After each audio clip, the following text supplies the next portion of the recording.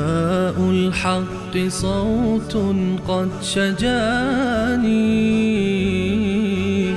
وبلغني الحقيقة والأماني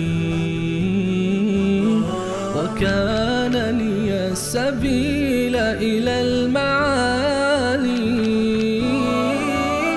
ونورا للهداية والبيان.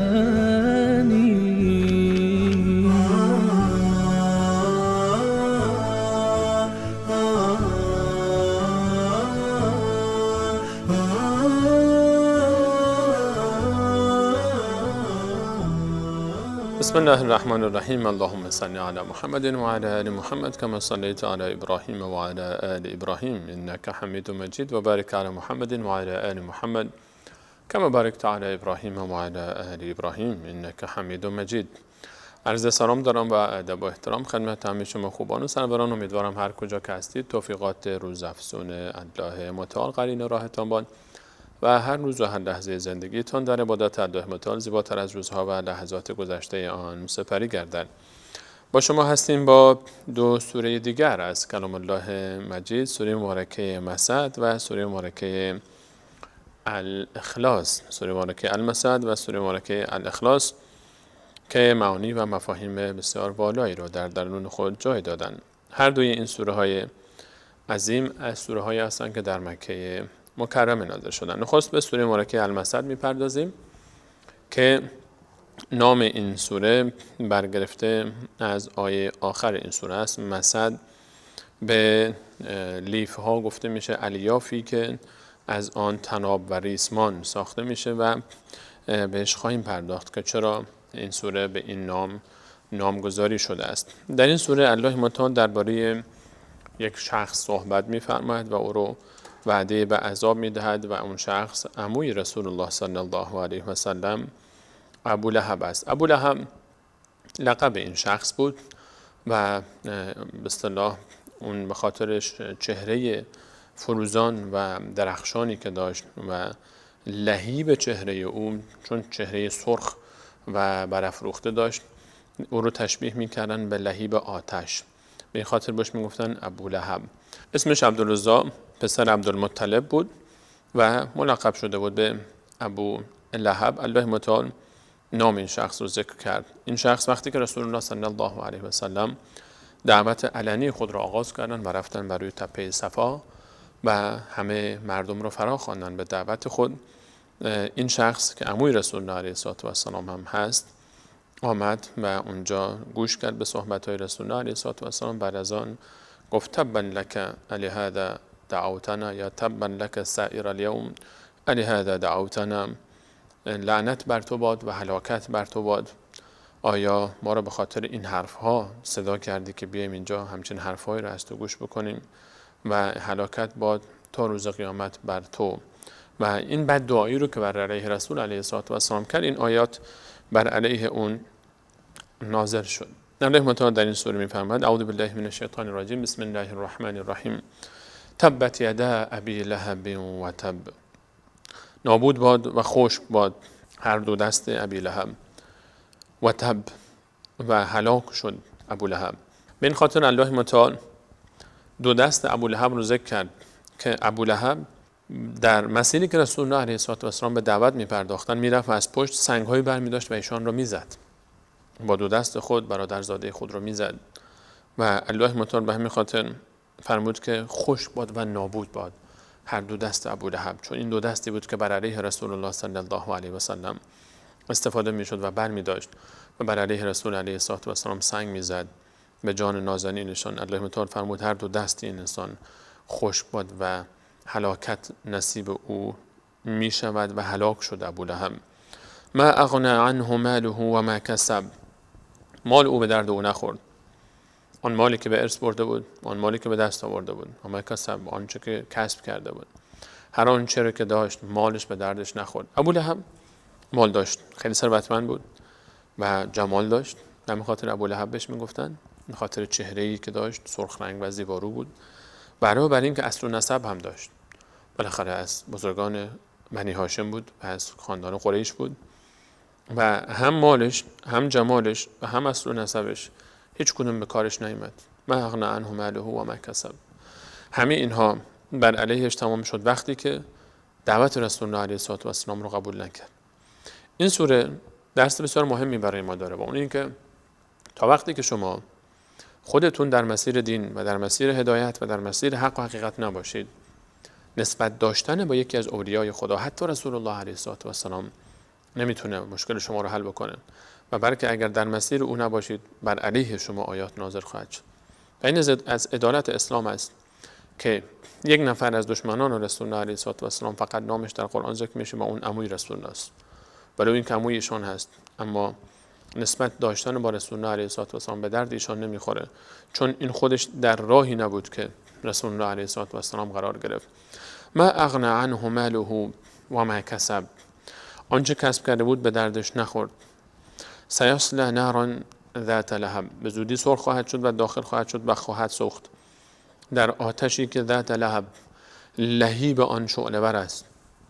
چون این شخص رو ابو لهب میگفتند، لقبش لهب بود، از آتش گرفته شده بود این لقب. با میگفتن که این انسان بسیار چهره درخشانی داره مثل شراره آتش. الله متعال از همون صفتش عذاب شبیه خودش قرار داد.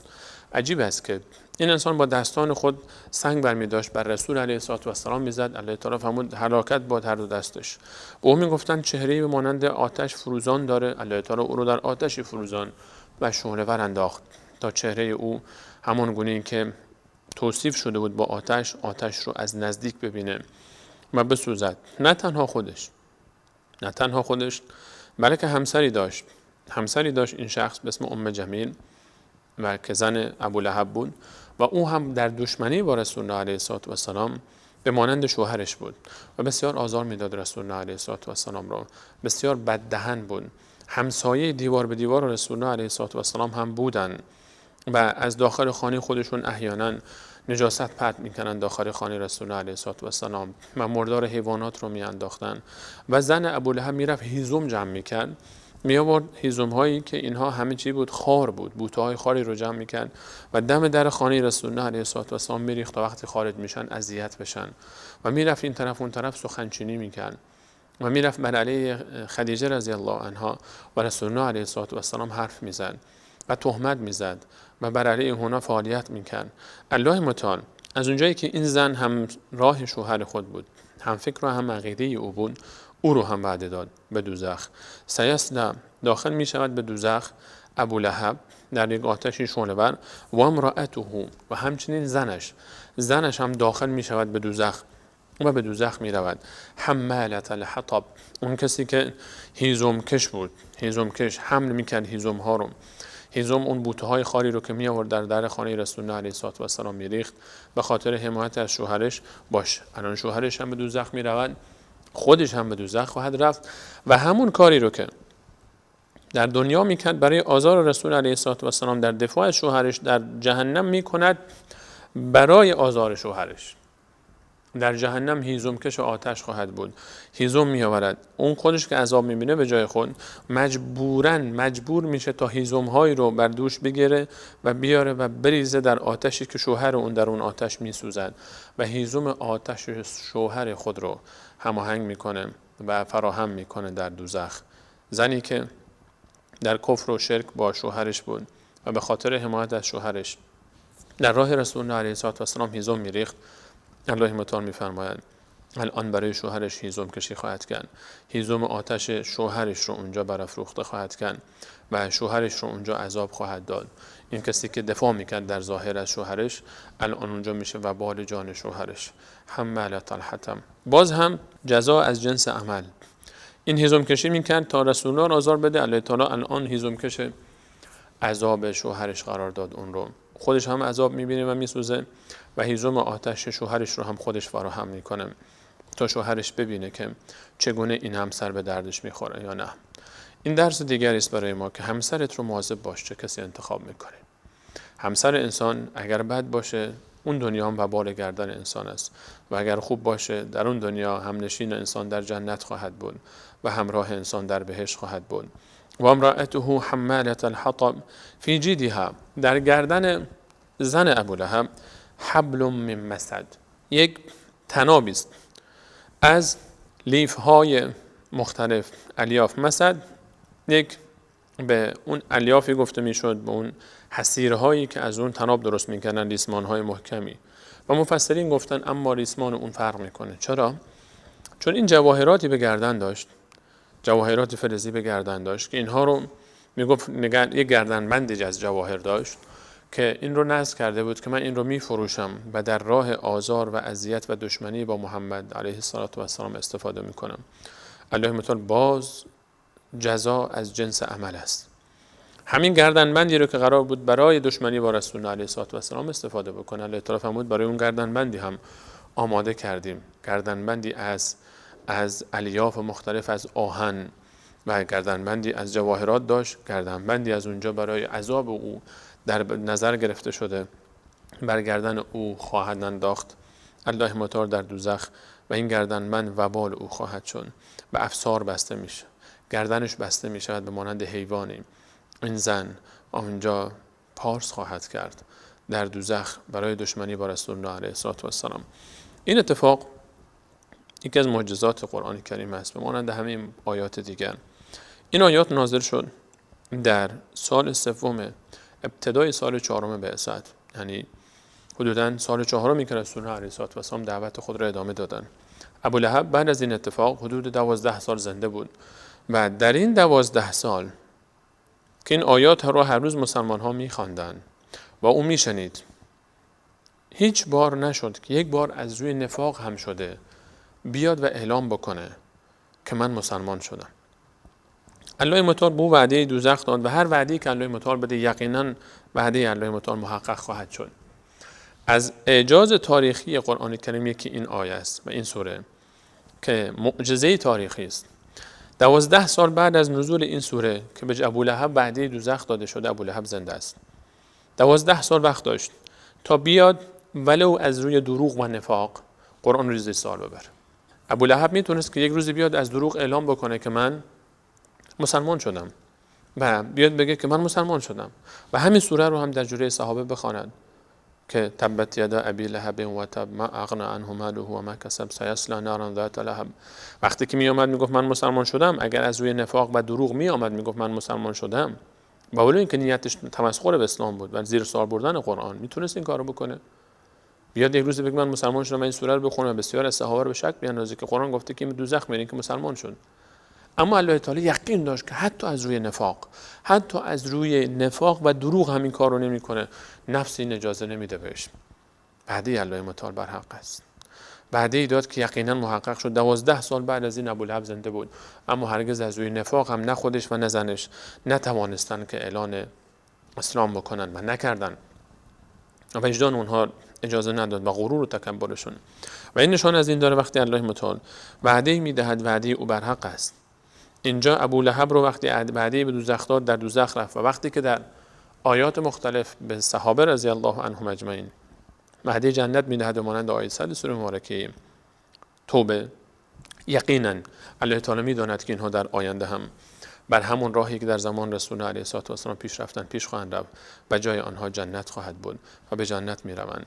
الله متعال این سوره رو بعد از سوره نصر ذکر فرمود، سوره مسد، سوره‌ای که در اون سوره نصر که درباره پیروزی و فتح مسلمان ها بود و یکی از پیروزی‌های مسلمان‌ها هلاکت دشمنان آنان است و ابولهب هلاک شد و از پیروزی‌های مسلمانان محقق شدن وعده‌های الهی است که این سوره محقق شد. وعده الهی بعد از 12 سال با وجود زنده بودن ابولهب یک روز هم نیامد و این کار رو نتونست بکنه و نکرد، حتی از روی نفاق.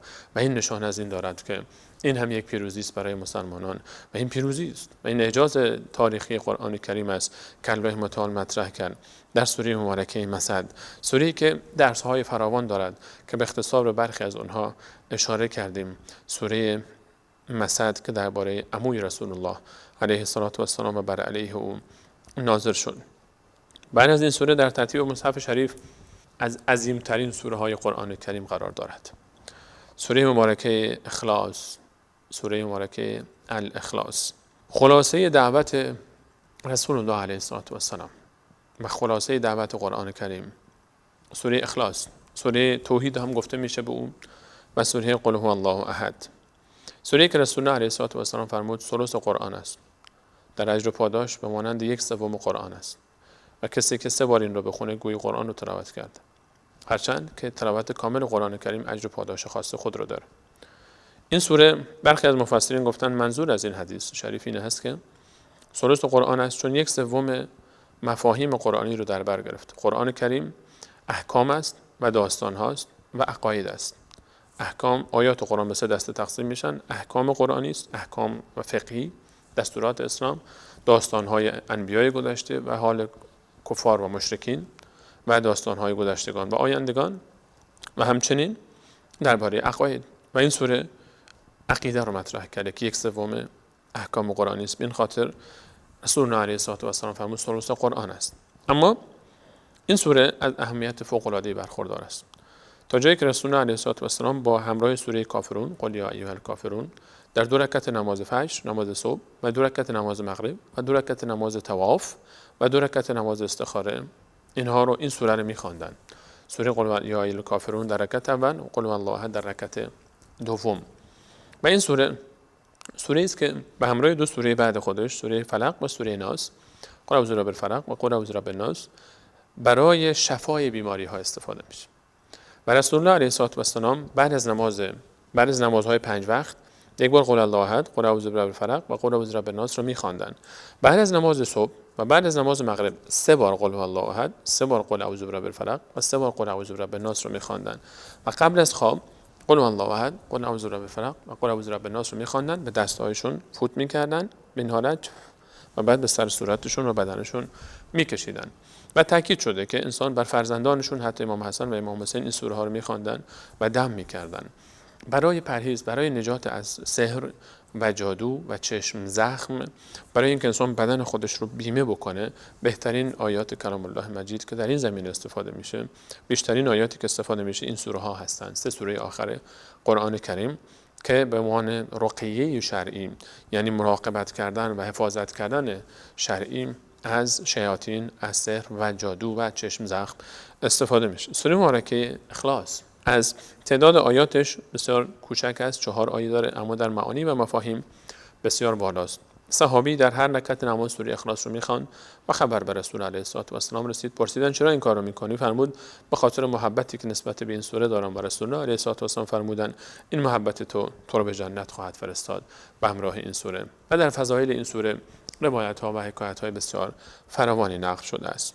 و این نشان از اهمیت این سوره داره که در عین سادگی الفاظش و مختصر بودن الفاظش معانی والایی داره و ارزش بسیار زیادی داره و جایگاه بسیار عظیمی این سوره داره و جا داره که این رو به تمام فرزندان کودکمون بخوانیم، یاد بدیم خواندنش رو و مفاهیمش رو دقت کنیم. این سوره هایی است که ما غالبا در نماز میخوانیم و ببینیم که معناش چی هست و دقت کنیم و یاد بگیریم و بفهمیم.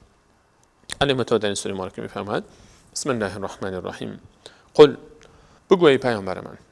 5 سوره از قرآن کریم با قل شروع شده. سوره جن، سوره قل یا ایها الکافرون، این سوره اخلاص، قل الله احد، قل اعوذ برب الفلق و قل اعوذ برب الناس. قل، بگو ای پیامبر من، یعنی اینکه کار مهمی است، صحبت مهمی است. وقتی که مشرکین پرسیدن محمد این خدایی که تو میپرستی رو برامون توصیف کن، چطوری هست، چه ذاتی داره، چه جنسی داره، چه شکلی هست، صفاتش چی است، این سوره نازل شد. و این صفات، این سوره مختصر توصیفی بسیار دقیق از الله متعال داره، خالق ما، رازق ما، مولای ما، آقای ما، الله متعال. قل، بگو آنچه که میپرسید درباره او.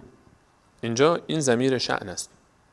ضمایر در عربی غالبا بعد از اصل ذکر میشن. اول اصلی ذکر میشه، بعد ضمیر برای اشاره به اون اصل ذکر میشه. الا ضمیر شأن که اصلش بعدش ذکر میشه، برای بزرگی و مقام و شأن و منزلت ذکر میشه. این ضمیر قبل از اینکه خود ذات مشخص بشه، ضمیر قبلش میاد تا اشاره بکنه به اهمیت و عظمت آن ذات. قل هو الله، او آن الله متعال است. الله نام خدای ما مسلمانان است. الله نام خدای عالم است. الله نام ذاتی است که همه آسمان ها و زمین رو خلق کرده است. الله نامی که فقط خاص خود اوست. الله هیچ کسی در عالم همچین نامی ندارد و هیچ کسی حق نداره همچین نامی بر خود بگذارد. الله نام اسم ذات، اسم خدای ماست. هر کدوم یک اسمی داریم، خداوند یک اسم خاص داره، اون اسم الله است، لفظ جلاله الله. الله نام خدای ماست، اسم خدای ما الله است. الله برخی گفتن که لفظ نام اعظم، لفظ اعظم الله متعال و اسم الله الاعظم هست، اسم اعظم الله متعال است، چرا که همه اسمهای دیگر در وصف این ذکر میشن. هو الله در پایان سوره مبارکه 8 الله متعال میفرماید او الله است.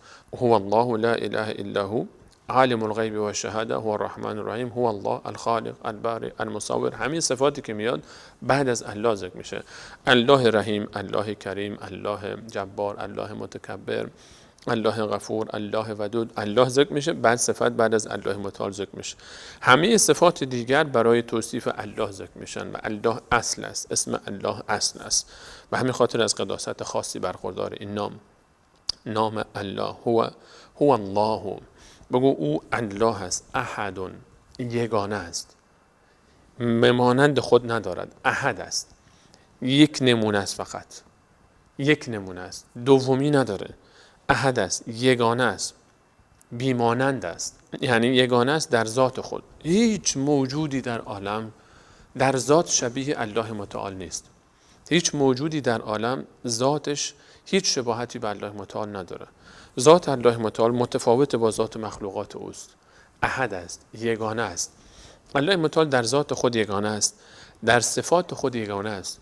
صفاتی که الله متعال داره، ولله الاسماء الحسنى، الله نامهای نیکویی دارد و صفات نیکویی دارد. صفات اسمها و صفاتی داره که تعدادش رو ما دقیق نمیدانیم و برای ما مشخص نیست. نامهای الله متعال و نامهای الله متعال فراوانند بی حد و حساب که برخی از اونها برای ما در قرآن کریم و روایت های رسول الله علیه السلام ذکر شده. الله متعال احد است در ذات خود، احد است در صفات خود. هیچ کسی در صفات شبیه الله متعال نیست و الله متعال صفاتش متفاوت است با همه مخلوقاتش و صفاتی است که خاص الله متعال است. الله متعال فقط الله متعال است که رازق آسمان ها و زمین است. فقط الله متعال است که سمیع مطلق است و همه چیز را همه جا میشنود. بصیر است، همه چیز را همه جا میبیند. الله متعال است که فقط الله متعال است که عالم به غیب است. آنچه بوده و آنچه خواهد بود و آنچه هست و آنچه نیست، اگر باشد چگونه خواهد بود، فقط الله متعال میداند. الله متعال احد است. هیچ کسی مثل الله متعال نیست. هیچ کسی در صفت به مانند الله متعال نیست. الله متعال در ذاتش، الله متعال در صفاتش، الله متعال قوی است که قدرتمند است، رحیم و رحمان است، در اوج کمال است صفات او. و الله متعال در افعال خود، در کارهای خود، الله متعال در کارهای خود، هر صفت الله متعال متضمن یک فعل است. هر صفت الله متعال متضمن یک فعل است. الله متعال در افعال خود یگانه است. هیچ کسی مثل الله متعال نیست، نه در ذاتش، نه در صفاتش و در افعالش. قل هو الله احد، بگو الله یگانه است، در ذات، در صفات و در افعالش یگانه است. الله الصمد، الله ذاتی است که صمد است. صمد یعنی اینکه صمد به ذاتی گفته میشه که در سرداری و آقایی و در صفاتش به اوج کمال رسیده است. در صفات به اوج کمال است، در صفات بهترین است، مهربانترین است، آگاهترین است، زیباترین است، قدرتمندترین است، حکیمترین است، عادلترین است، ثروتمندترین است، بخشنده ترین است. الله متعال در هر صفتی در بالاترین حد ممکنه، فراتر از آنچه که ما تصور میکنیم. هر چیزی که درباره الله متعال در ذهن من تو خطور بکنه، الله تعالی ورای آن است، فراتر از آن است، اصلا نمیشه تصورش کرد. الله متعال صمد است. یک معناش این است. معنای دیگر صمد این است که تمام مخلوقات الله متعال در همه چیز به اون نیازمندن، به او تعالی در هیچ چیزی به هیچ چیزی نیاز، هیچ کسی نیازمند نیست. همه مخلوقات الله متعال در هر چیزی به الله متعال نیازمندن و الله متعال در هیچ چیزی به هیچ کسی نیازمند نیست. الله الصمد، الله بی نیاز مطلق است. الله الصمد، الله متعال اون ذاتی است، اون سردار و سرور و آقایی است که در صفات کمال به اوج رسیده است و در هیچ چیزی به هیچ کسی نیازمند نیست و همه در همه چیز به اون نیازمنده. الله متعال در هیچ چیزی به هیچ کسی نیازمند نیست و تمام مخلوقات در همه چیز و همه مخلوقات به الله متعال نیازمندند. همه به نیازمند الله متعالیم. الله متعال به هیچ کسی نیاز نداره و چون نیازمند هیچ کسی نیست، لم یلد و لم یولد، فرزندی هم ندارد. لم یلد، کسی رو نزاییده است، پدر کسی نیست. الله متعال فرزندی ندارد. این که بگن عیسی ابن الله، عزیر ابن الله، برخی از مشرکین گفتن ملائکه بنات الله، ملائکه دختران الله هستند، عزیر پسر الله تعالی است، عیسی پسر الله تعالی است. اینها دروغ گفتن. الله نیازی به کسی نداره. فرزند داشتن نشان نیاز است. انسان نیاز به فرزند داره، نیاز به وزیر داره، نیاز به همکار داره، نیاز به همراه داره. الله متعال در هیچ چیزی به هیچ کسی نیاز نداره، هیچ کسی رو نیاز نداره. الله غنی است، بی نیاز است، صمد است، در همه چیز همه به او نیازمندن، اما او در هیچ چیزی به هیچ کسی نیازمند نیست. نیاز به فرزند نداره. لم یلد، فرزند ندارد. پس آن چیزی نزاییده است، نزاییده است و نزاییده شده است، ولم یولد، نه فرزندی دارد و نه پدر و مادری دارد. به این معنا هر کسی که فرزند داشته باشه نمیتونه خدا باشه، نمیتونه خدا باشه. مریم نمیتونه صفات خدایی داشته باشه، انبیا نمیتونن صفات خدایی داشته باشن، اولیا نمیتونن صفات خدایی داشته باشن، چون اینها نیازمندن. چون خود تولد به معنای فوت است، به معنای مرگ است. کسی که از ذاتی ولم یولد، الله زاییده هم نشده است، پدر و مادری ندارد. چون کسی که به دنیا میاد، دنیا آمدن نشان از دنیا رفتن است. کسی که به دنیا بیاید بین معنی است که از دنیا خواهد رفت. و کسی که به دنیا آمده نمیتونه صفات خدایی داشته باشه. چطور امکان داره پیامبری که به دنیا آمده، ولی و اولیای خدایی که به دنیا آمدن، مخلوقاتی که خلق شدن و الله تعالی اونها رو خلق کرده، ملائکه که خلق کرده، اینها خدا باشن؟ چون اینها به وجود آمدن، اینها نبودن، الله تعالی به وجود آورده. بین معنی است که محکوم به فنا هستن. لم یلد و لم یولد. پس آن کسانی که ادعا میکنن ملائکه دختران خدا هستند دروغ گفتن. آن کسانی که میگن عیسی خداست، چرا خداست؟ چون پدری ندارد. خب زاییده شده یا نشده از مادر؟ چطور میتونه خدا باشه مخلوقی که زاییده شده است؟ عزیر همینطور و مخلوقات دیگر. الله متعال خداست، ذاتی است که شایسته پرستش است، تنها ذاتی که شایسته حاجت خواستن است. الله الصمد یک معناش اینه. الله الصمد، تنها ذاتی که همه چیز شایسته حاجت خواستن است. الله تعالی است، شایسته حاجت خواستن است، همه حاجت‌های خود را از او می‌خواهند. باب الحوائج اونجاست، پیش الله متعال است. الله متعال در همه حاجت‌ها تمام حاجت‌ها رو برآورده می‌کنه. هیچ موجود و مخلوقی نیست که در برآورده شدن حاجتش نیاز به الله متعال نداشته باشه. همه نیاز دارن در حاجت‌ها به الله تعالی. و الله تعالی است که حاجت‌ها رو برای ما برآورده می‌سازد. و الله متعال نیاز به شافی ندارد، واسطه ندارد. ادعونی استجب لکم، بخوانید من نزدیک هستم، صدای شما رو میشنوم. نیازی نداره پارتی بشه کسی بین ما و الله تعالی، چون الله تعالی من گناهکار قبول نمیکنه پس فلانی پارتی بشه. الله مهربان ترین است. اگه اون قبول نکنه کی مهربان تر از الله تعالی است که قبول بکنه؟ الله ارحم الراحمین است. الله صدای ما رو میشنوه. از هر کسی به ما مهربان تر است. از مادر ما به ما مهربان تر است، از من و تو به خود ما مهربان تر است. الله الصمد، لم یلد و لم یولد، نه زاییده و نه زاییده شده است، نه پدری دارد و نه فرزندی دارد، نه پدر و مادری دارد و نه فرزندی دارد. یعنی هر مخلوقی که زاییده شد یا پدر و مادری داره یا فرزندی داره صفات خدایی نمیتونه داشته باشه، محکوم به فناست. و در این تمام عقاید مسیحیان و یهودیان و عقاید مشرکین برباد می رود. با همین یک آیه لم یلد و لم یولد، الله الصمد لم یلد و لم یولد ولم یکن له کفوا احد، و هیچ نبوده است و نخواهد بود برای او هیچ همتایی، کفوی همتایی، هیچ کسی با او همتا نیست. ولم یکن له کفوا احد، هرگز امکان نداره هیچ ذاتی، هیچ شخصی، هیچ مخلوقی از مخلوقاتش در هیچ صفتی مثل اون نیست. کسانی که فکر میکنن اولیای خدا صفات خدایی دارن دروغ گفتن، این آیه رو نفهمیدن. کسانی که فکر میکنن انبیا، اولیا، ملائکه صفات خدایی دارن و تفاوت اینا با خدا این است که فقط اینا مخلوقن و اون خالق ایناست، وگرنه همه صفات خدا رو دارن، دروغ گفتن. قل هو الله احد، اون یگانه است. ولم یکن له کفوا احد، لیس کمثله شیء، هیچ چیزی مثل الله تعالی نیست، نه در ذاتش، نه در صفاتش، نه در کمالش، نه در جایگاهش. الله متعال یگانه است، به مانند خود ندارد. اون الله عظیم است، اون خالق عظیم من و شماست. چطور جرأت میکنن یک عده از بندگان نادان، یک عده مخلوق محکوم به فنای مثل خود رو صفات خدایی میدهند؟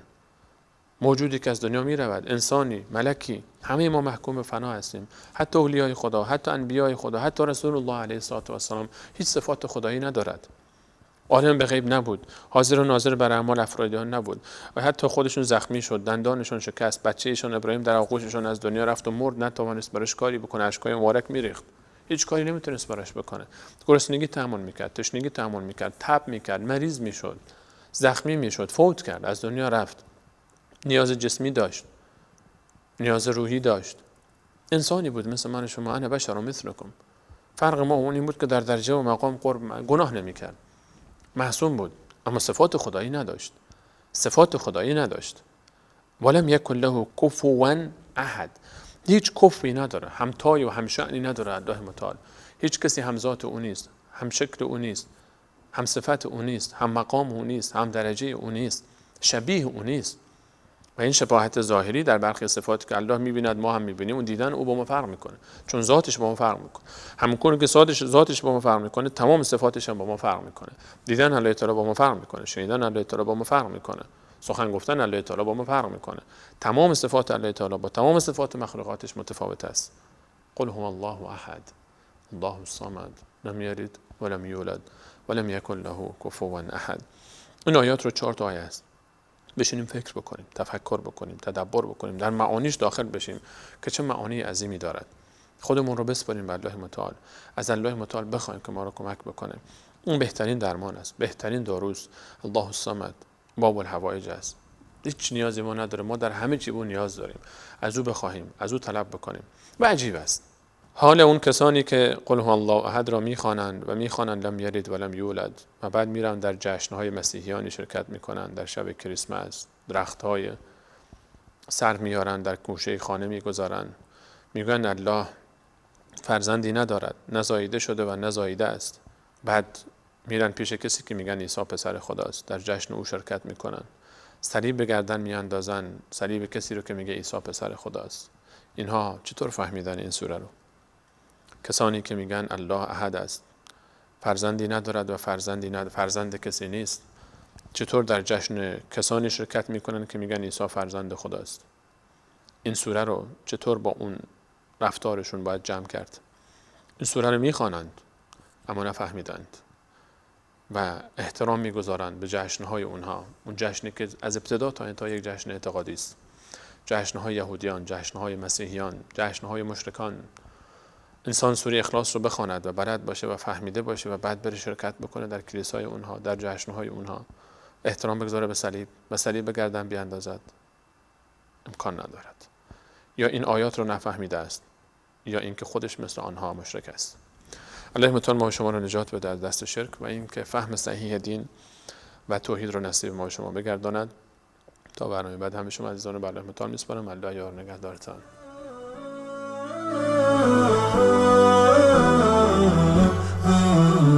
نداء الحق صوت قد شجاني وبلغني الحقيقة والأماني وكان لي السبيل إلى المعاني